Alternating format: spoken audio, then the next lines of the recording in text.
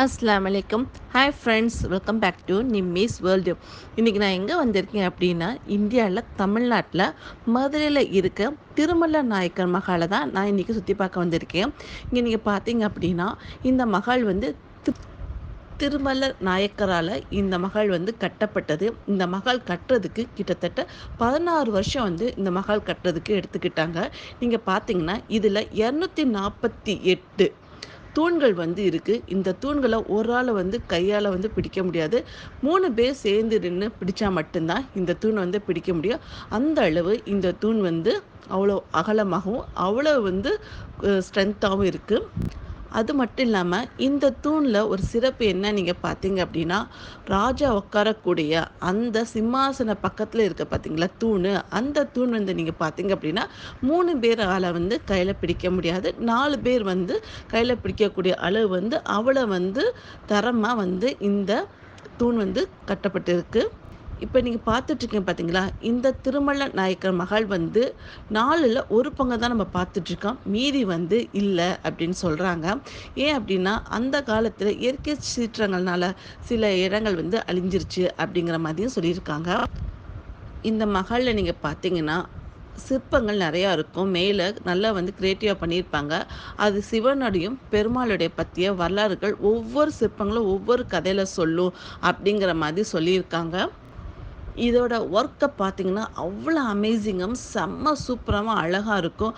அந்த காலத்து நூற்றாண்டிலே பார்த்தீங்கன்னா, 300 வருஷத்துக்கு முன்னாடி எப்படிப்பட்ட ஒரு கலை நுட்பத்தோட இத செஞ்சிருக்காங்கங்கிறத என்னால நெனச்சு கூட பார்க்க முடியல. அந்த அளவு செம்ம சூப்பரா வந்து இந்த மஹால் இருக்கு. இந்த மஹால் வந்து இப்ப வந்து மியூசியமாக மாத்தப்பட்டிருக்கு. இப்ப வந்து இங்க ரெனோவேஷன் ஒர்க் போயிட்டு இருக்கனால, நம்மளால வந்து ஃபுல்லா வந்து உள்ள வந்து போய் பார்க்க முடியல. ஒவ்வொரு இடம் வந்து நம்மளுக்கு வந்து ரெஸ்ட்ரிக்ஷன் பண்ணப்பட்டிருக்கு.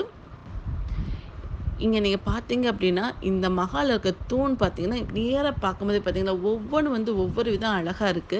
இங்க வெளிய நீங்க பார்க்கும்போது ரொம்ப வந்து சூடா இருந்துச்சு. ஆனா இந்த மஹால் உள்ள இந்த தூண சுத்தி இருக்கும்போதோ, இந்த தூணு பக்கத்துலயோ, இந்த இடத்துல நம்ம நடக்கும்போது நீங்க பார்த்தீங்க அப்படின்னா, அவ்வளோ கூலிங்கா, அவ்வளோ செம்ம சூப்பரா இருந்துச்சு.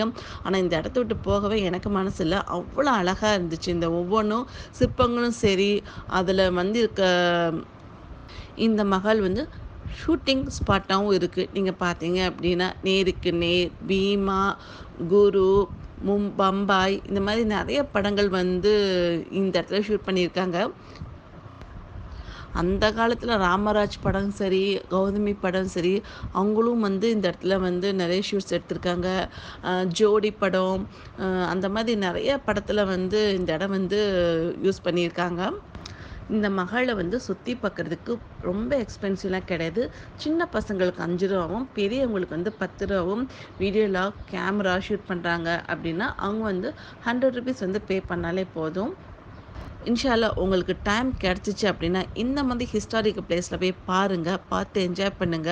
ஐ ஹோப் இந்த வீடியோ உங்களுக்கு புடிச்சிருக்குன்னு நெனைக்கிறேன். புடிச்சிருந்துச்சு அப்படின்னா, இந்த வீடியோ எப்படி இருக்குங்கிறதையும் சொல்லுங்க. அதே மாரி இந்த இடத்துல வேற என்ன படங்கள் ஷூட்டிங் எடுத்திருக்காங்க அப்படின்னு உங்களுக்கு தெரிஞ்சுச்சுன்னா, அதையும் இந்த கமெண்ட் பாக்ஸ்ல சொல்லுங்க. ஐ ஹோப் இந்த வீடியோ பார்த்து என்ஜாய் பண்ணுங்க. Thank you.